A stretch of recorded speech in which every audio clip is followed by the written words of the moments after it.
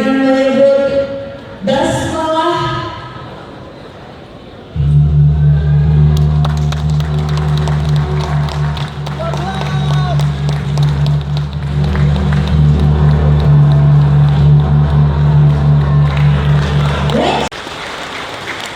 Yang jumlahnya lebih kurang 2.500. Saudara-saudara, inilah yang akan menjadi motor Pak Prabowo.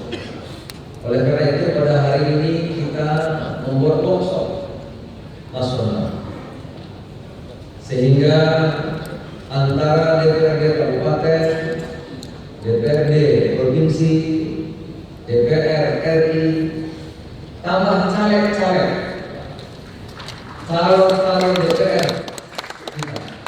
Apakah calon DPRD kabupaten yang pada saat nanti kita akan turun, mereka nanti akan jadi motor di bawah, calon DPR kota, calon DPR provinsi, dan calon DPR yang jumlah apabila terjadi sinergi anggota DPRD kabupaten, anggota DPRD. Assalamualaikum warahmatullahi wabarakatuh. Salam sejahtera kepada sekalian.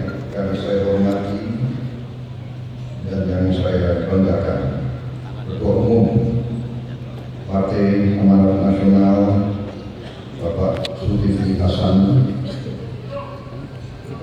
yang saya hormati Ketua Dewan Kehormatan Partai Amanat Nasional Profesor Dr. Amin Rais, Bapak Reformasi Indonesia,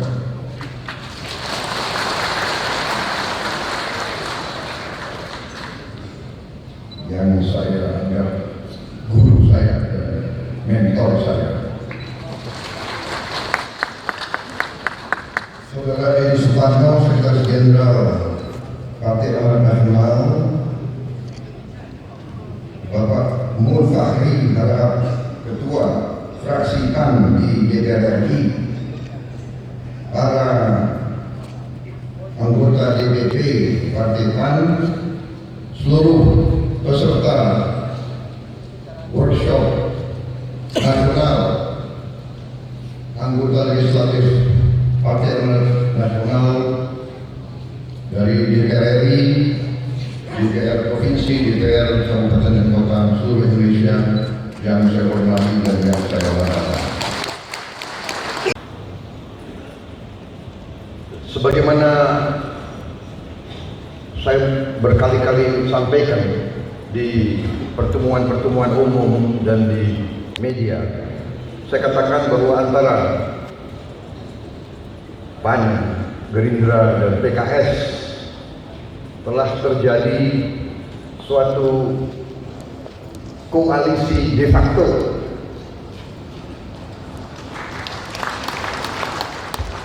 Koalisi yang tidak ada perjanjian tertulis. Kadang-kadang di Indonesia perjanjian tertulis berlakunya sebentar sekali.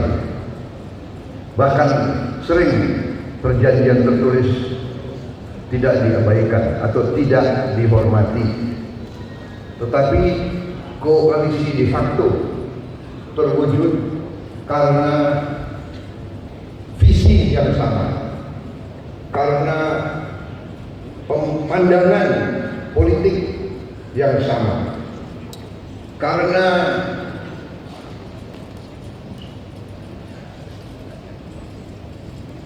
komitmen yang sama. Alhamdulillah sekarang koalisi itu telah terbentuk secara lebih resmi dan kita sekarang diperkuat lagi oleh Partai Demokrat, sehingga kita sekarang memiliki suatu aliansi yang cukup kuat. Saudara-saudara, saya merasa ada hubungan khusus dengan PAN. Karena PAN waktu itu adalah partai di mana tokoh-tokohnya adalah pelopor reformasi. Tokoh-tokoh pendiri PAN adalah mereka-mereka yang merintis berlakunya demokrasi dalam arti yang sebenarnya. Jadi ada joke, ini boleh joke Pak, jangan terlalu serius kan? Boleh joke ya? Boleh joke nggak sini? Boleh.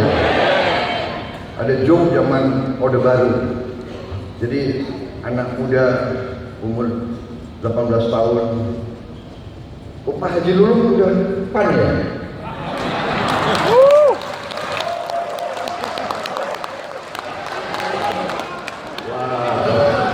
Kecolongan aku ini.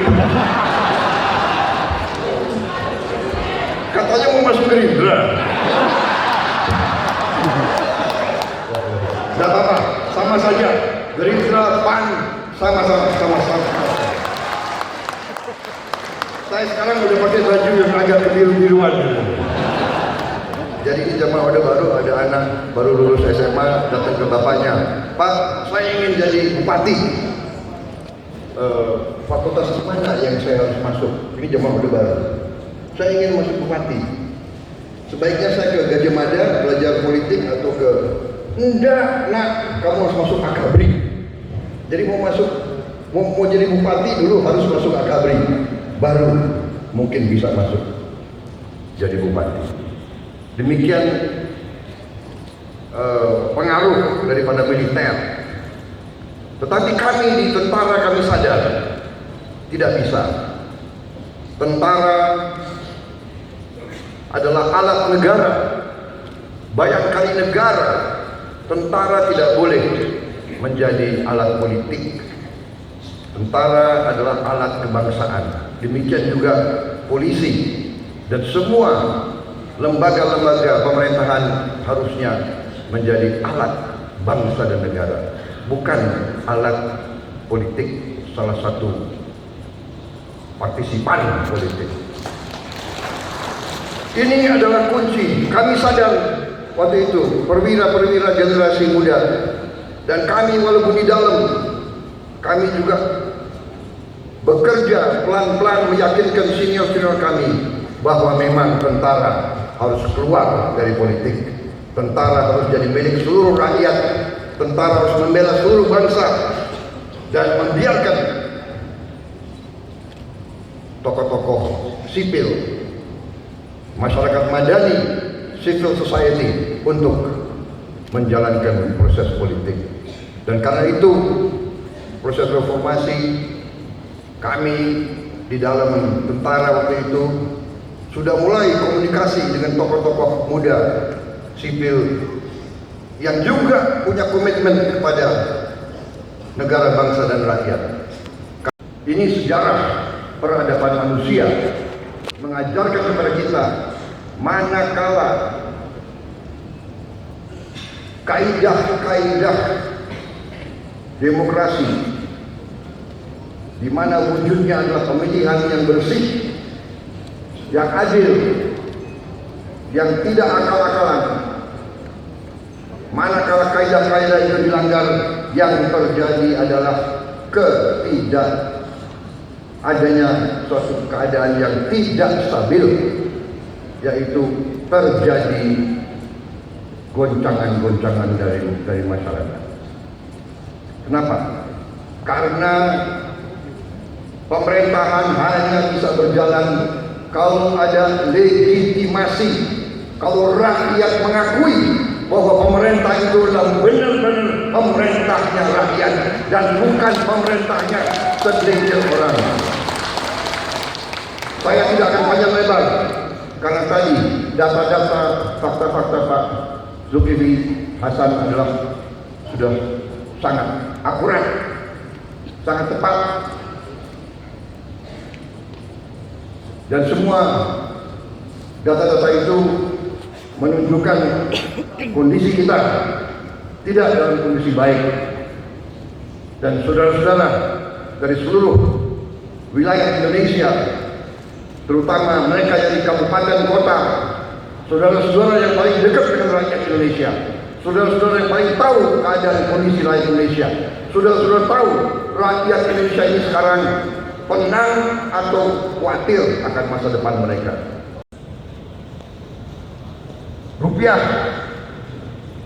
Rupiah mata uang adalah cermin kekuatan satu ekonomi. Kalau mata uang lemah, berarti ekonomi kita lemah. Walaupun banyak pemimpin selalu bicara-bicara, oh tidak ada masalah, tidak ada masalah. Kalau rupiah itu 15.000, padahal 5 tahun yang lalu rupiah itu 9.000 per dolar, kan berarti kita tambah miskin. Hitung saja matematik. 6.000 dari 15.000. Kalau 5 tahun lalu kita punya 15, kita punya uang 9.000, ya. Sekarang kita mau beli barang dengan uang yang sama, tidak bisa. Padahal gaji kita tidak naik. Artinya, kita hitung saja, 6.000 dari 9.000, 2/3. Artinya kita semua tambah miskin 2/3. 6.000 dari 9.000. Jadi saudara-saudara, disampaikan tadi Pak Zulkifli dengan sangat sederhana, kita butuh perubahan, kita butuh perbaikan. Dan dalam kondisi sekarang,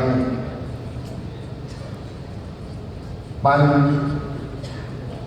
PKS, Demokrat dan Gerindra, kita yang bisa membawa perubahan dan perbaikan. Saya ingin terima kasih kepada tokoh-tokoh PAN yang memberi percaya kepada saya. Saya ingin sampaikan bahwa insya Allah kalau saya nanti jadi presiden, saya sudah tekad bahwa saya harus menjadi alat untuk bangsa, negara, rakyat, dan umat.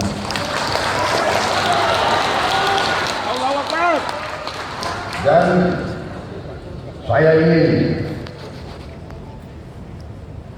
koalisi kita menjadi koalisi yang permanen, karena secara alamiah kita terbangun suatu hubungan tadi bukan 1-2 tahun, melalui hubungan, pergaulan, diskusi, tukar pikiran puluhan tahun.